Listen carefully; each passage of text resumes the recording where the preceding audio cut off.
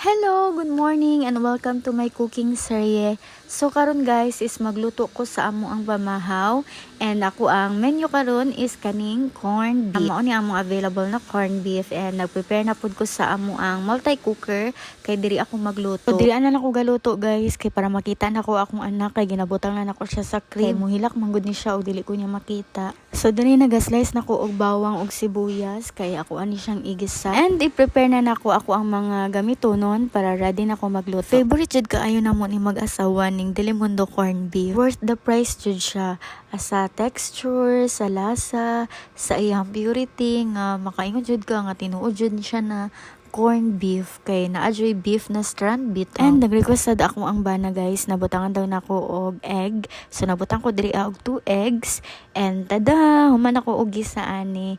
And after that is nagpainit na lang ko aning panga na amo ang nabilin kagabi kay mao manggod ni amo ang ulam gabi. Nag-order lang pud namo ni siya guys. I mean, gi-order lang pud namo ni siya guys. Terluto and painit sa amo ang ulam, ako anang gihukaran ako ang bana para makakaon na siya and makaadto na siya sa iyang trabaho. Coffee lang sa ako diri guys kay magpakaon pa ko sa akong anak, magpaligo, magpa-toothbrush, butangan pa nako siya skincare, ilisan pa nako and tada, mao na ni amo ang cute na baby. Feeling fresh na siya. And saka na ko makakaon sa ko ang pamahaw guys kung tulog na akong baby. That's it for today. Thank you for watching. See you on the next one. Bye for now.